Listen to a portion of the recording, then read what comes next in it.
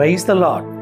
அருமையான கர்த்தருடைய பிள்ளைகளே, இந்த வேளையில் ஆண்டவராகிய இயேசு கிறிஸ்து உங்களை பார்த்து ஒரே ஒரு வார்த்தை மாத்திரம் கேட்கிறார்.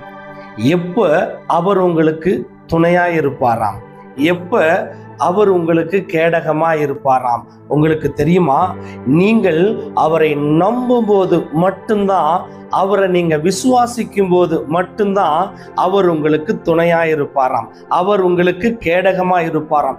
எப்படிப்பட்ட சத்ருவின் கிரியைகள் உங்களுக்கு எதிராக வந்தாலும் அவர் உங்களுக்கு துணையாய் இருப்பாராம். எப்படிப்பட்ட நாவுகள் உங்களுக்கு விரோதமாக எழும்பி உங்களுடைய இருதயத்தை காயப்படுத்த எழும்பினாலும் அவர் உங்களுக்கு கேடகமாய் இருப்பாராம். உங்களுக்கும் உங்களுடைய இருதயத்திற்கும் அவர் கேடகமாய் இருப்பாராம். இருதயம் சோர்ந்து போகுமானால் ஆண்டவராகிய இயேசு கிறிஸ்துவின் மேல் வைத்திருக்கிற நம்பிக்கை குறைந்து போகும். அது குறைந்து போகாம இருக்கிறதுக்கு தான் உங்களுடைய இருதயத்தை அவருடைய கேடகத்தினால் மறைக்கிறாராம்.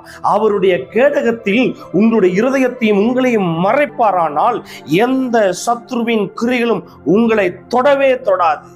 Praise the Lord. Thank you Jesus. அருமையான கர்த்தருடைய பிள்ளைகளே, ஒரு வேத வசனம் அப்படித்தான் கற்றுக் கொடுக்கிறது. அந்த வசனத்தை வாசித்து பார்ப்போமா? சங்கீதக்காரனாகிய தாவீது அழகாய் சொன்னார், எப்ப துணை எப்ப கேடகம். வாசித்து பாருங்களே, சங்கீதத்தின் புஸ்தகம் 115 அதிகாரம் அதில் 9வது வசனம் நல்ல அழகாய் சொல்லுகிறது. வாசித்து பாருங்கள். இஸ்ரவேலே, கர்த்தரை நம்பு. முதலாவது அவரை நீங்கள் நம்ப வேண்டும். நீங்கள் நம்பும் போது என்ன சம்பவிக்கிறது? வாசித்து பாருங்கள். அவரே அவர்களுக்கு துணையும் அவர்களுக்கு கேடகமாய் இருக்கிறார் அப்படின்னு வாசிக்கிறோம். அருமையான கர்த்தருடைய பிள்ளைகளே, எப்ப உங்களுக்கு கேடகமாய் இருப்பார், எப்ப உங்களுக்கு துணையாய் இருப்பார் உங்களுக்கு தெரியுமா? அவரை நம்பும் பொழுது.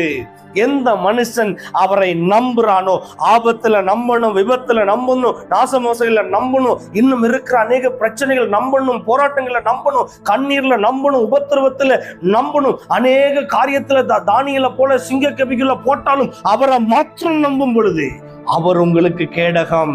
தானியலுக்கு இருந்த கேடகம், தாவீதுக்கு இருந்த கேடகம், இன்னும் வேத வசனத்தில் அநேக பிள்ளைகளுக்கு ஆண்டவராகிய இயேசு கிறிஸ்து கேடகமா இருந்தார். எப்ப கேடகமா இருந்தார், எப்ப துணையா இருந்தார் உங்களுக்கு தெரியுமா?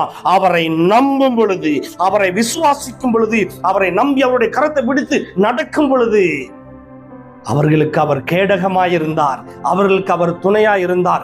இந்த நாட்களில் எந்த மனுஷனை நம்பினாலும் அவன் பாதியிலே விட்டுட்டு போய்விடுவான். கர்த்தரை நம்பும் பொழுது கர்த்தர் உங்களை விட்டு விலக மாட்டார், உங்களை விட்டு போக மாட்டார்.